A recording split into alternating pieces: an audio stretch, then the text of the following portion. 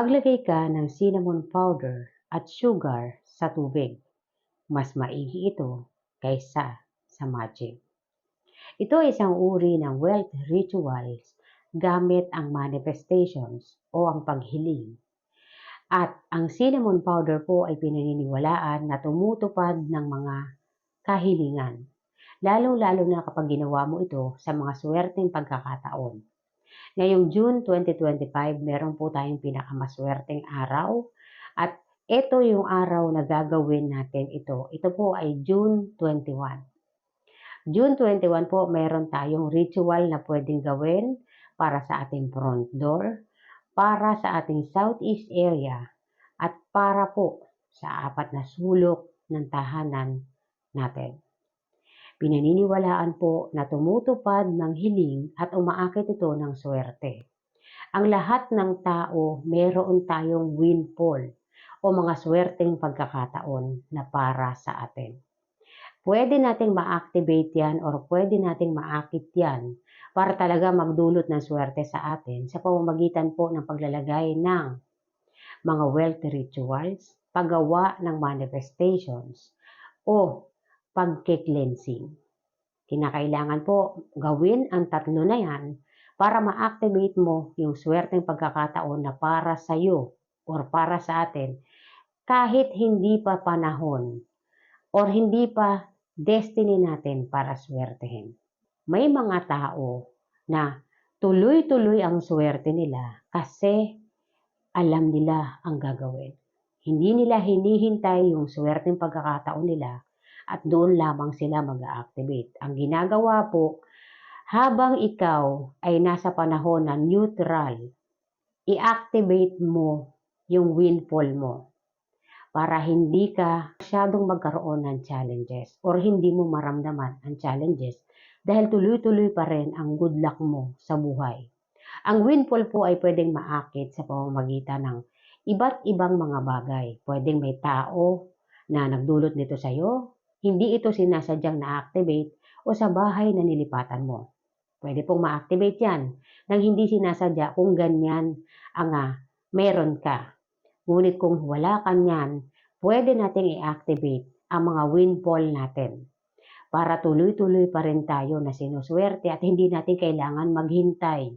May pamamaraan po para gawin yan. Pag-uusapan po natin ang iba't ibang ritual na gagawin natin ngayong June 21 po, 2025. Isa sa pinakamaswerteng araw at ang lahat ng ritual na gagawin ay nagkakaroon ng katuparan. Depende sa kung paano ninyo ito ginawa. Kung mahilig ka sa ganitong mga video, huwag kalimutang mag-like, mag-subscribe at i-share mo na rin para malaman ng iba ang kanilang mga swerte sa buhay.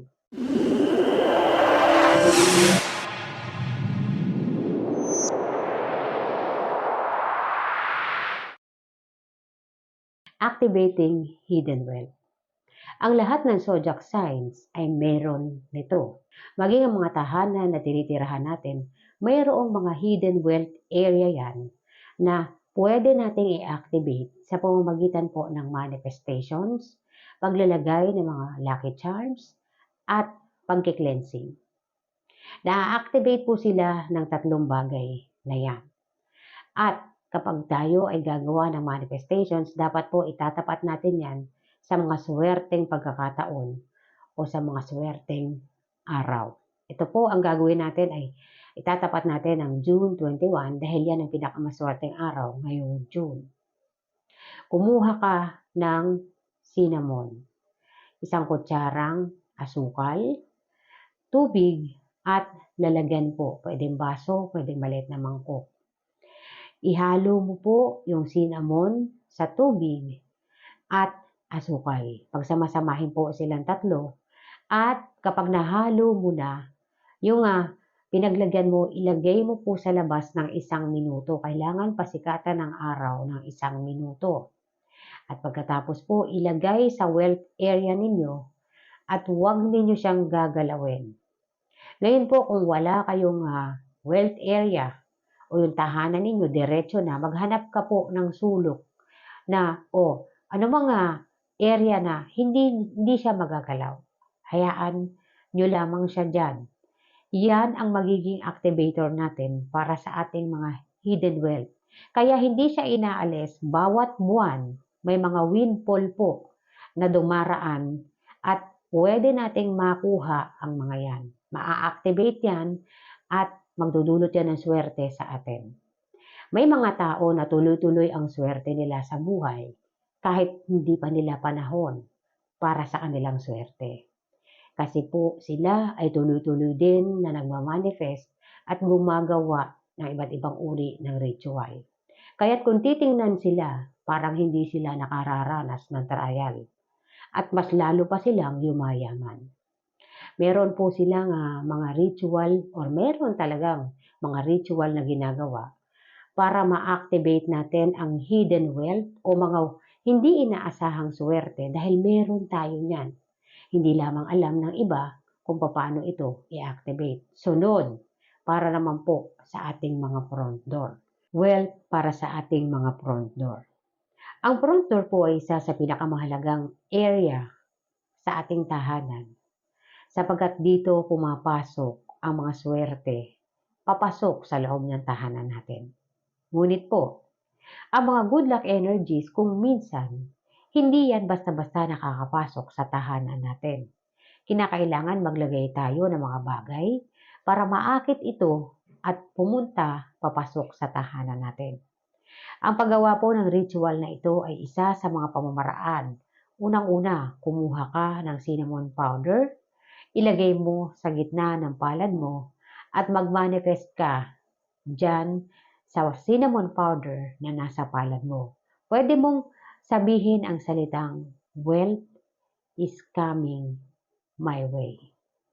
Pagkatapos mo pong sabihin yung salita na yan, ihipan mo yung cinnamon powder. Pwedeng gawin ang ritual na yan sa araw ng Lunes. Tandaan po kapag nagmamanifest, kinakailangan pinaniniwalaan ninyo ang ginagawa ninyo at tama po ang paggawa para makita ninyo yung resulta o yung swerte na ninanais ninyo. Sunod, para naman po sa ating mga kitchen. Kumuha ka ng cinnamon powder, ibudbud mo sa 4 na sulok ng kitchen mo. Hindi yan wawalisin. Diyan lamang yan sa 4 na sulok ng kitchen ninyo at hayaan lamang siya dyan hanggang sa siya ay mag-fade. Konti lamang po ang ilalagay ninyo. Kapag nakita ninyo na nawala na siya, pwedeng ulitin yan ng araw ng Lunes, itatapat po ng araw ng Lunes, at titingnan ninyo yung mga good luck energies na nakukuha ninyo. Pwede ka ring maglagay ng cinnamon stick sa bag mo or sa wallet mo. Pwede ka pong maglagay ng cinnamon para po mas umakit pa yan ng swerte para sa'yo. At pwede ring maglagay ng cinnamon na may kasamang bawang. Nagdudulot po yan ng protection para sa ating mga wealth at protection po para sa mga hidden wealth na meron tayo. Kung minsan po may mga tao na hindi nila na-activate ang kanilang hidden wealth or walang nakakapag-activate dito sapagkat may mga negative energies na nakapaligid sa kanila. Kaya't mahalaga ang paglalagay ng cinnamon powder at bawang.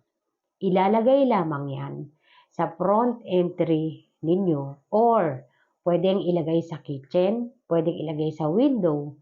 Basta yan ay nasa loob ng tahanan mo, kahit saan mo mailagay yan, pwede po yan.